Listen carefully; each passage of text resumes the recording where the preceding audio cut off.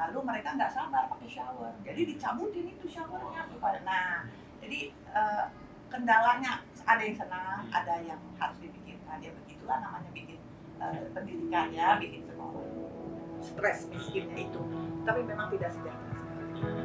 Orang tua saya mengharuskan saya berbahasa Batak.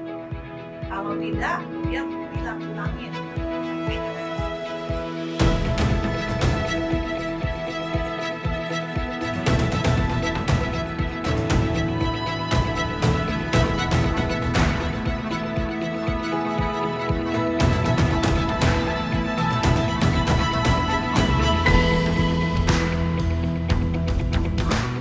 Saja ya Pak ya, tapi banyak juga lah ada hal-hal lain yang dari yang dapat dilakukan dari rumah. Iya.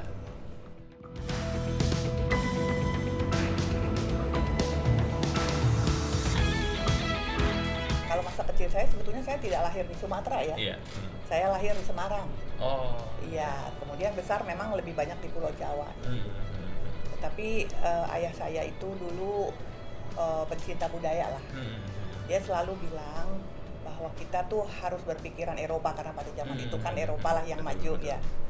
Tetapi harus tetap berakar kepada akar kita gitu. Karena itulah dia memanggil tukang ajar menortor, kemudian kami harus berbahasa Batak begitu. Sehingga dan menurut dia pendidikan itu memang penting begitu. Jadi oleh karena itulah terpikir pendidikan itu harus dibagi lah gitu ya, bahwa merata lah di negeri kita ini. Dan kadang-kadang sedih terasa bahwa yang daerah-daerah terpencil itu belum memiliki pendidikan yang baik.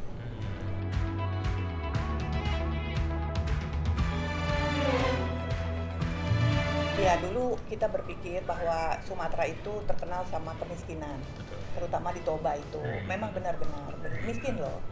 Nah kemudian kita berpikir bahwa kita harus melakukan terobosan lah begitu, dan dipilihlah untuk membuat satu bidang pendidikan di daerah tersebut.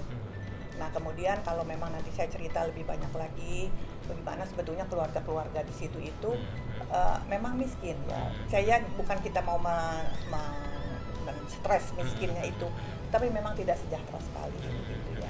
Oleh karena itu kita berpikir bahwa kita memang sebagai orang dari sana bukan maksudnya primordial atau mau memikirkan hanya negeri sendiri, tetapi itu dimulailah dari situ. Lingkaran terkecil ya Bu ya.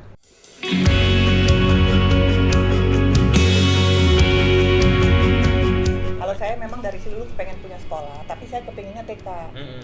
Karena pemikiran saya kalau dari mulai TK begitu ya, bahwa anak-anak kecil dididik begitu benar, nah nanti dia harus tuh outputnya juga pasti benar lah gitu ya. Tapi Pak Luhut bilang jangan terlalu lama gitu. Lalu dia bilang waktu itu kan IT pada waktu itu loh 2001 Pak Luhut itu sudah berpandangan jauh bahwa IT pada suatu ketika akan merupakan satu ikon lah di dalam dunia pendidikan maupun di dalam kehidupan kita. Lalu dia waktu itu langsung berpikir untuk membuat satu politeknik, dan itulah yang pertama politeknik informatika Del waktu itu, PADEL waktu itu namanya, sekarang kan udah IT Del.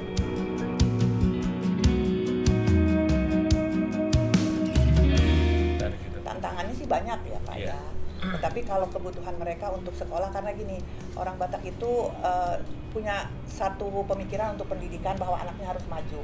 Sehingga ada satu lagu yang mengatakan bahwa saya tidak perlu bermobil atau berjam asal anak saya sekolah. Jadi kalau di dalam pemikiran mereka itu memang sekolah atau pendidikan itu merupakan sesuatu yang teramat penting lah bagi kehidupan.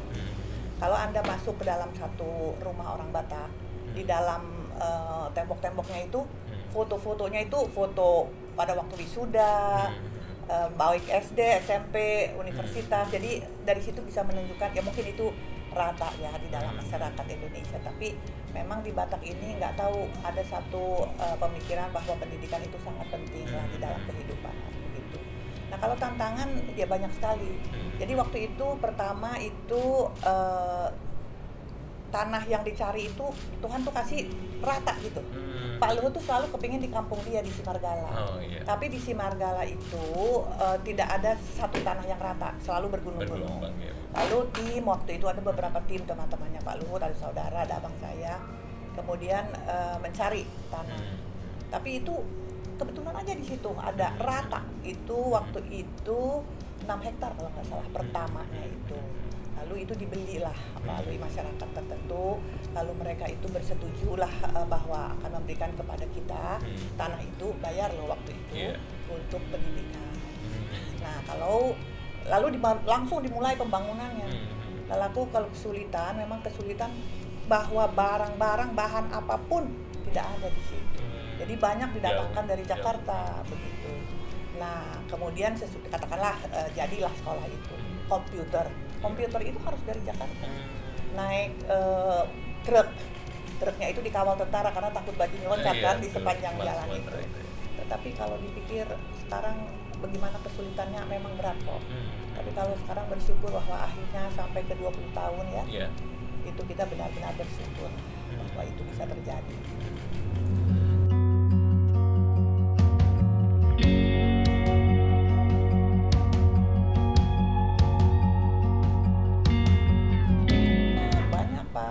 Jadi sesudah saya ada satu cerita yang selalu menarik buat saya itu, bahwa sesudah ada satu anggota murid lah, mahasiswa begitu dia tamat, belum tamat waktu itu masih kelas tingkat 2 lah gitu. Lalu saya tanya, kalau cita-citamu nanti kalau sesudah tamat apa? Jadi kita itu di asrama itu kan kasurnya itu kita sengaja beli yang bagus, tebal. Itu dari Jakarta juga, tapi sekarang udah ada di Medan. Dengan pemikiran kalau kasur itu bagus kan bertahan lama. Rupanya buat anak ini kasur itu merupakan satu impian gitu. Lalu waktu itu saya tanya, nanti cita-citamu kalau sesudah tamat dari sini apa? Gitu. Waktu itu masih politeknik.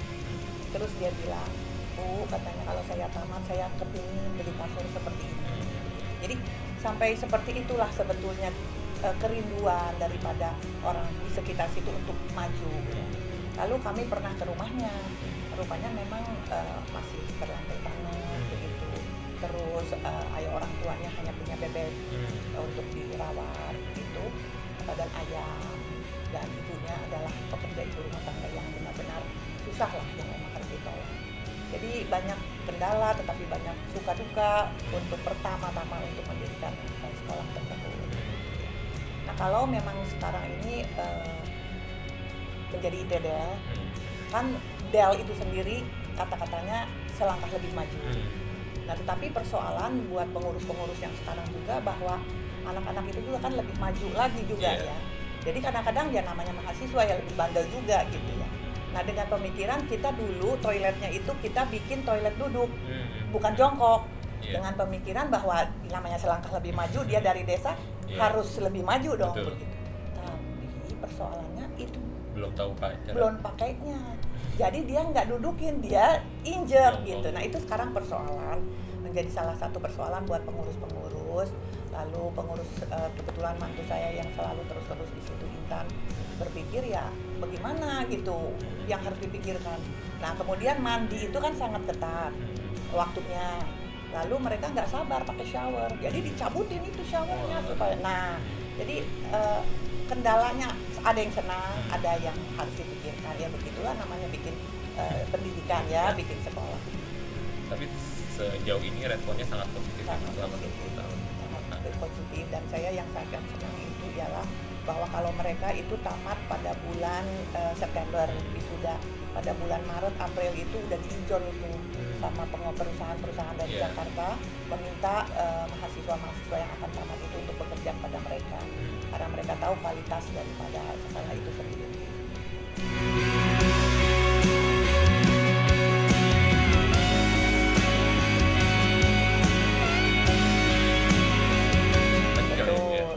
Nah itu ada kesulitan sendiri juga.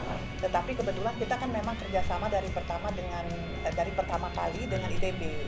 Jadi ada Dr. Hina itu yang menjadi kepala apa sih kalau di ITB di sekolah? Rektor, bukan, kalau itu kepala seperti dekan lah kalau di universitas, bagian IT. Nah beliau itu baby-nya lah untuk mendirikan Politeknik Informatika Del itu, sehingga dialah yang menjadi penghubung di ITB, lalu pengurus yang mencari begitu.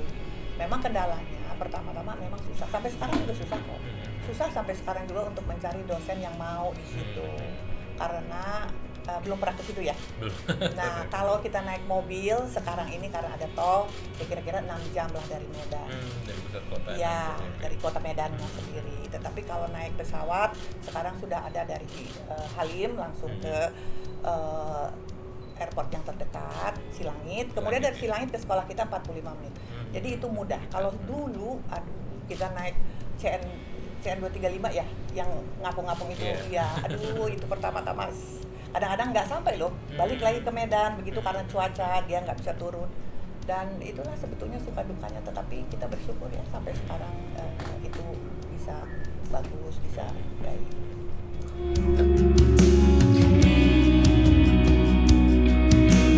Sekarang rektor yang sekarang itu dia S1-nya di situ kan, S1-nya di ITB, terus S2-nya dia, S2-nya, S3-nya pergi ke Bolonggong.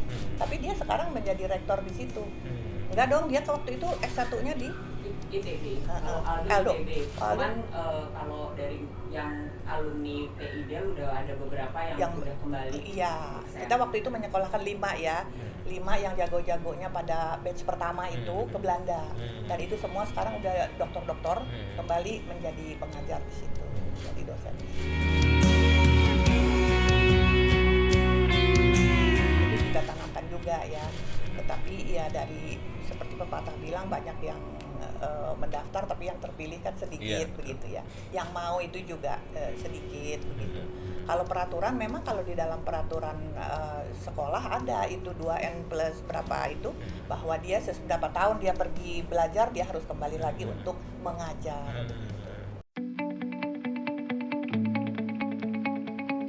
Juga berpikir bahwa sosial budaya dalam itu statuta daripada sekolah itu memang kita memikirkan bukan hanya pendidikan, sosial budaya dan lingkungan. Nah kalau kita berpikir sosial, memang sosial itu sekitar situ harus juga bangkit kan Pak. Jadi harus juga dipikirkan bahwa sekolah itu bukan hanya untuk murid, tetapi juga berguna untuk masyarakat sekitar begitu ya. Seperti contohnya kita tanpa terasa kan merubah anak-anak itu untuk sesuatu yang maju, memakai toilet yang baik, makan itu pakai sendok dan garpu. Dulu pertama itu enggak Pak. Jadi dia waktu datang, waktu PIDEL pertama, dia masih pakai tangan gitu. Nah kemudian dia pakai sendal ke ruang makan. Nah itu sebetulnya juga kan kita mendidik dia untuk berubah, bahwa ada satu kemajuan yang harus atau etika dalam kehidupan ini yang harus dia perhatikan kan, untuk tidak mengganggu juga sekitar begitu. Nah itu tentang sosial. Kemudian budaya. Lama-lama kita berpikir bahwa budaya ini kalau tidak dijaga dia akan hilang. Seperti saya juga kadang-kadang berpikir ya Pak ya, seperti saya bersaudara 4. Dulu orang tua saya mengharuskan saya berbahasa Batak loh Pak. Kalau tidak dia bilang ulangin katanya kalau saya jawab bahasa Indonesia. Nah kenapa saya sekarang nggak memaksakan ke anak-anak saya, walaupun anak-anak saya dan menantu saya itu kalau saya bahasa Batak mereka mengerti, tapi mungkin vocabnya yang nggak cukup untuk berbicara. Tapi sekarang kepada cucu saya, nah cucu saya itu nggak ada yang bisa lagi bahasa Batak, malah bahasanya bahasa Inggris ya gitu kan. Nah itu kadang-kadang kita juga berpikir begitu, sehingga sekarang banyak Pak gereja-gereja itu membuka kursus bahasa Batak supaya menjaga budaya, tapi nggak laku. Jadi pernah di gereja kami di jalan di Menteng sini dibuka 3 bulan 4 bulan, tapi kemudian ya hilang begitu aja, muridnya berkurang begitu. Jadi memang tidak mudah ya. Nah kalau budaya seperti saya salah satu adalah ulos. Itulah budaya orang Batak yang harus dijaga betul-betul. Sempat ada satu pemikiran bahwa ulos itu dibuat oleh orang-orang dulu. Memang orang-orang dulu kan pakainya dengan roh-roh dulu sebelum dia mengenal agama kan. Tapi sekarang lama-lama si ulos itu hilang Pak. Nah udah lebih masin. Nah kemudian barang-barangnya itu juga udah kimia. Padahal si barang-barang itu catnya semua dibuangnya ke Danau Toba. Limbahnya. Nah, itu kan kita harus berpikir ke begitu. Oleh karena itu di bawah Yayasan Del ada satu Toba Tenun yang juga berpikir untuk mengajarkan mereka memakai warna alam begitu. Karena semua daun-daun pohon-pohon itu sebetulnya itulah yang akan menjadi warna alam. Nah, jadi si Yayasan Del itu sendiri holistik lah, jadi segala mendidiknya bukan hanya dalam ilmu, tetapi juga memikirkan sosial lingkungan, tetapi juga memikirkan budaya. Nanti supaya anak-anak juga tetap mengakar dengan budaya Batak itu. Iya, Pak. Iya. Ya, dan nanti lama-lama juga si Toba Tenun itu tidak hanya memikirkan pulau saja, Pak. Mereka juga berpikir untuk pergi ke tempat lain seperti NTT yang mempunyai Palembang, Sumatera Selatan yang mempunyai juga teknik-teknik bertenun.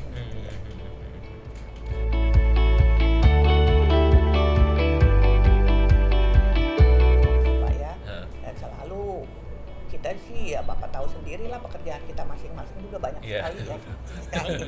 Dan obrolan itu nggak pernah berhenti ya, dari soal negara sampai ke keseharian, sampai ke Yayasan Del.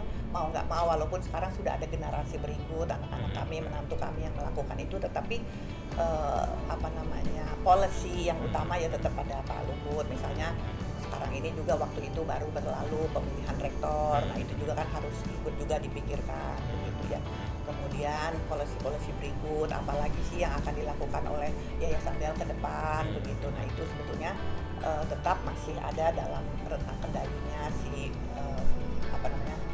yang membentuk lah Pak Luhut dan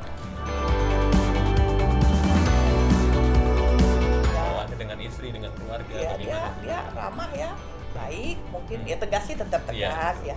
Apalagi kepada persoalan yang paling penting, misalnya kepada COVID ini, pada anak-anak semua ya harus waspada terhadap COVID gitu. Tapi dia seorang ayah yang bertanggung jawab lah, seorang ayah yang baik.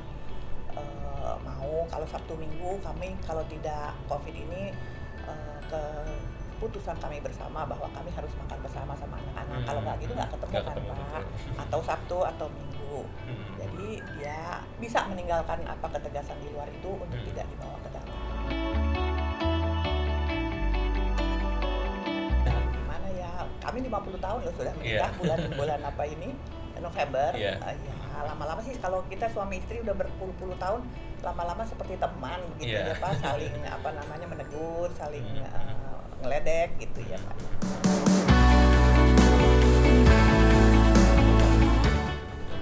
Tapi nggak usah diturunkan juga, mungkin mereka juga melihat. Melihat seperti apa. Dan menantu saya juga yang laki-laki, suaminya Uli selalu bilang bahwa dilihat aja contohnya gitu kepada kedua orang tua untuk melakukan kehidupan di dalam baik rumah tangga maupun berkeluarga.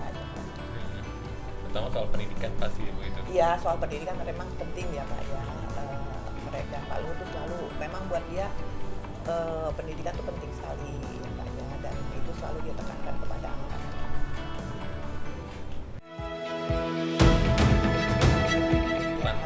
Harus tetap ada ya Pak ya.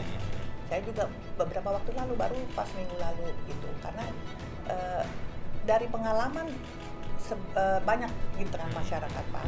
Generasi pertama lah kami yang melakukan, generasi kedua itu akan tetap melakukan karena itu kan masih tetap kami yang membina gitu.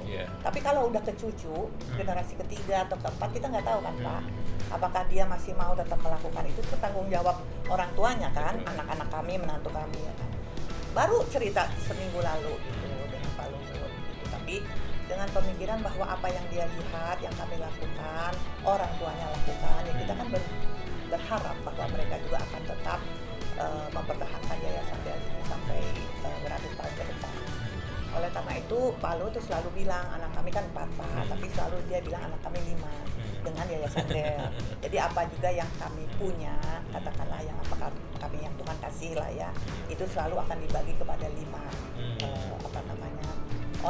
orang katakan ya, kepada 5 termasuk satu ya Yayasan Del lah, anak yang kelima begitu.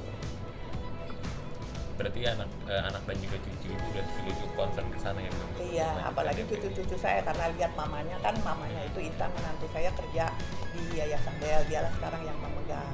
Ya kalau mama kemana meeting ya, jadi dia juga lama-lama mungkin terbentuk ya bahwa melakukan sesuatu untuk Yayasan Del itu adalah sesuatu yang harus dan wajib untuk dilakukan dan dipertahankan ya Pak ya.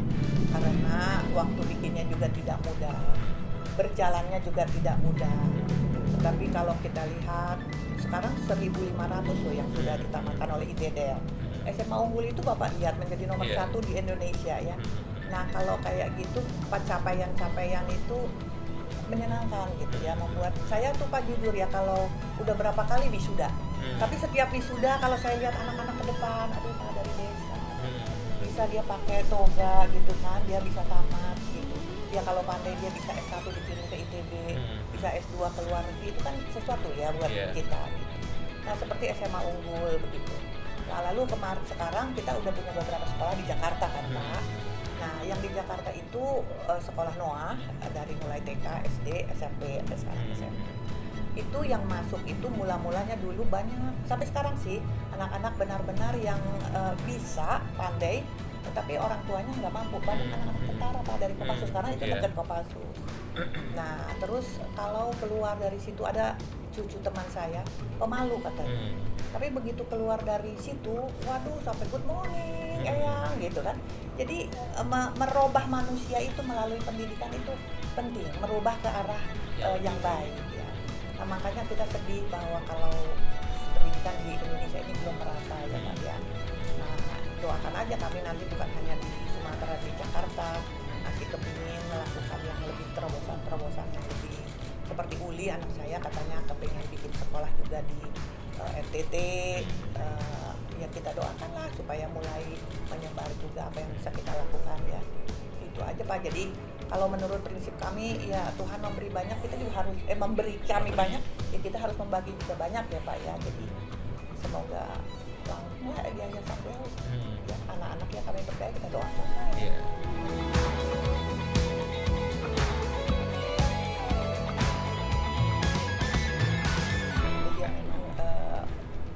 Kadang-kadang bagaimana ya saya mau bilang, memang harus berdirilah banyak sekolah-sekolah ya Pak ya. Udah dicoba sih sama pemerintah dengan sekolah menengah kejuruan, SMK, SMK banyak sekali terjadi. Dan saya juga memohon juga kepada pemerintah tuh kalau bikin sekolah ya sekolah lah begitu, tidak usah juga mengarah kepada satu agama tertentu. Nah mohon maaf Pak ya, jadi seperti sekolah saya di Sumatera itu, saya itu dipilih oleh gereja kami untuk membuat saya menjadi ketua badan penyelenggara pendidikan di gereja. Pak itu sudah di kampung Bapak tahu nggak gaji gurunya 250. Kemudian si guru itu dia mengajar sebentar, dia tulis di papan, tulisin, dia pergi nyampul Pak. Benar itu terjadi, lalu dia balik lagi untuk mana kumpulin, hanya begitu sekolah itu. Lalu apa yang kita harapkan daripada pendidikan yang seperti itu gitu. Tetapi memang guru juga harus dipertimbangkan kesejahteraannya, karena dia juga harus, dia punya keluarga ya, dia juga harus makan, dia harus hidup ya Pak ya. Tapi kalau saya nggak mau lah terlalu banyak menunjuk pemerintah begitu, karena sesudah saya lihat Pak Luhut itu bagaimana kerja di pemerintahan, nggak mudah.